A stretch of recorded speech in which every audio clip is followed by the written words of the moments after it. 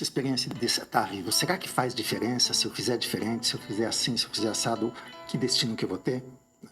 Ou não adianta eu lutar, que tudo é vontade de Deus, está tudo determinado, está tudo escrito, existe o karma, né? Ou então existe o livre-arbítrio. O Nietzsche diz, no início do Além do Bem e do Mal, ele diz assim, o livre-arbítrio foi a invenção mais cruel que a humanidade já inventou para si. Porque o livre-arbítrio, ele é uma ilusão, né? O livre-arbítrio é uma ilusão. Por que é uma ilusão? Porque a gente acha que decide no auge da nossa ignorância. A gente ignora o que nos determina, mas a gente tem a consciência. Isso é Spinoza. A gente ignora o que nos determina a desejar ou agir dessa ou daquela maneira. Mas a gente sabe o que a gente quer, a gente deseja algo e a gente tem a consciência das nossas ações. Mas o que causa as nossas ações? E aí, se a gente ignora, a gente diz assim, nada nos determina, nós somos livres. Entendeu? Mas isso é por ignorância.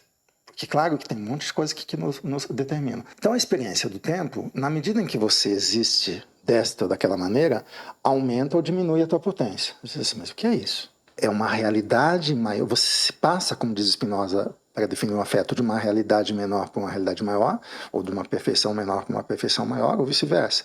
Então, quando você sente esse aumento de realidade, você amplificou a tua potência, né? A tua capacidade de aprender e a tua capacidade de concentrar também. Você abarca mais coisas, você recolhe mais coisas, você é capaz de ser afetado por mais elementos, você se alimenta mais. Aquilo que o Nietzsche chama de sim ao acaso. Né? Sim, porque eu não sou covarde diante do acaso, eu não tenho medo, isso pode me fazer mal e tal. A questão não é essa, a questão é se preparar para o acaso, para não ser engolido por ele. Mas quanto mais eu me abrir para o acaso, mais interessante vai ser a minha vida. Amor fati. Né? Amor fati, exatamente. Amor fati, amor pelo acontecimento. O acontecimento deseja em mim. Né? Então, a questão não é que tem um acaso mau e um acaso bom. Né? O acaso, ele tem, como diz Spinoza, uma necessidade. Tudo tem necessidade. O Spinoza ele não acredita em acaso nesse sentido.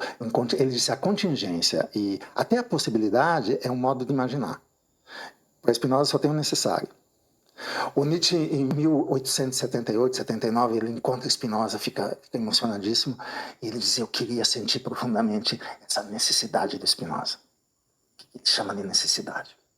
E depois o Nietzsche, eu acho que em 1885, numa obra chamada Gaia Ciência, diz assim, num momento de final de ano, que todo mundo está desejando votos de novo ano, né? É de 85 para 86. Ele disse, olha, já que está todo mundo fazendo pedidos aí, eu também vou fazer o meu para esse novo ano que chega. E o meu pedido é que eu perceba cada vez mais como belo tudo que é necessário.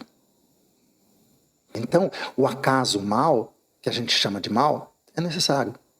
Aquilo que nos provoca, que a gente, nossa, mas isso é tóxico, isso não sei o quê, isso tem a sua relação. Um veneno que entra no teu sangue, ele vai se compor com o teu sangue. Você é que vai se ferrar, mas vai haver uma composição do ponto de vista do sangue e do veneno. Entendeu? Porque senão ele não se relacionaria com você. Tem que ter algo de comum entre eles. Senão eles não chegariam nem a se tocar. Então, tudo é plano de composição. Para Spinoza também, tudo é plano de composição na natureza. Então, só que nós somos parte disso.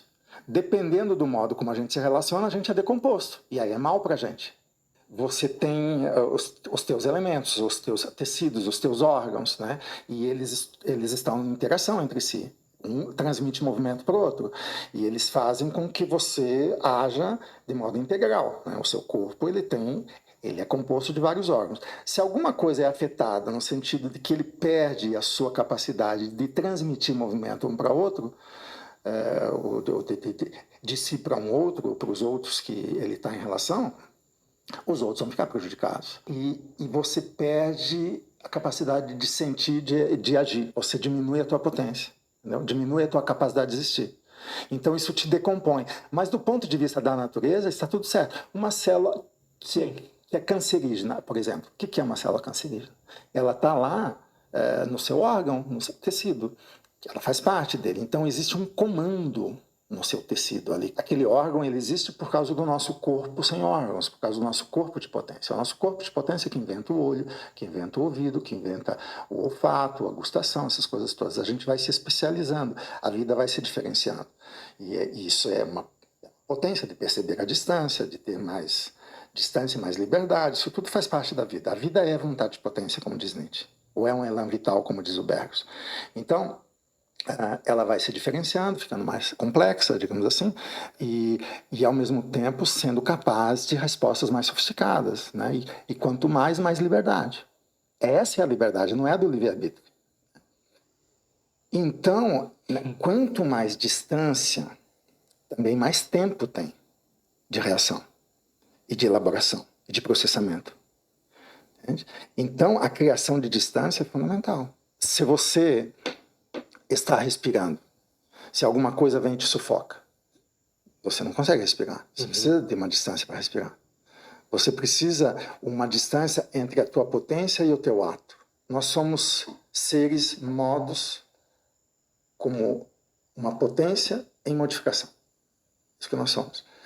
E essa potência em modificação, então, a modificação ela é necessária. Não existe potência que não esteja em relação. Então, o ato que constitui a potência, ele é necessário por quê? Porque o ato é o próprio relacional desse ser que é a potência. Não há potência que não seja em relação. O relacional da potência, o ato que atualiza a potência, ele exige o quê? Um tempo. Ele exige uma distância.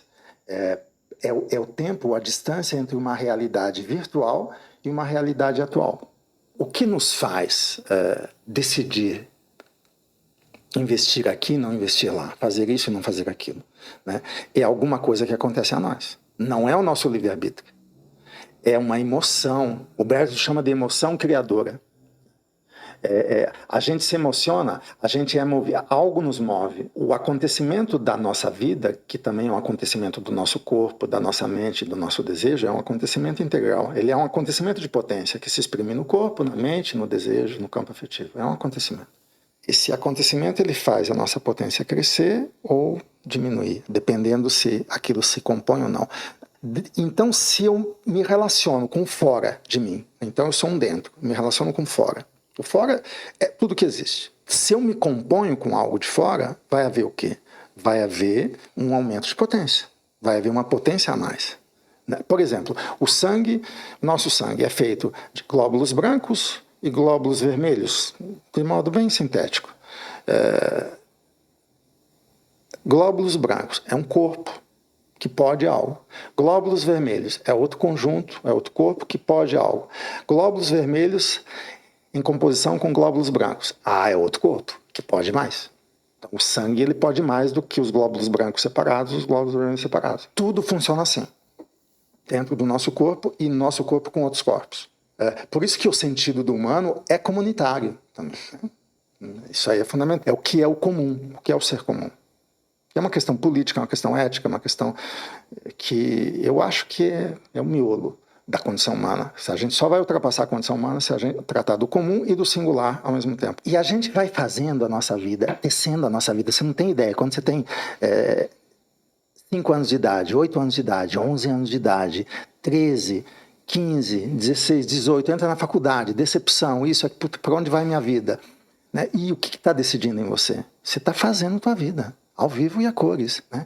Então, que emoção é essa? Que energia é essa? Que clareza ou confusão é essa que te faz ir para um lado e não para o outro? Um mistério e ao mesmo tempo é um tesão, né? É o que dá, é o que faz a gente estar vivo, né? Inclusive confronta o suicidário, né? Cara, por que você vai, né? Se você não descobriu esse mistério, como é que você vai se suicidar? Né?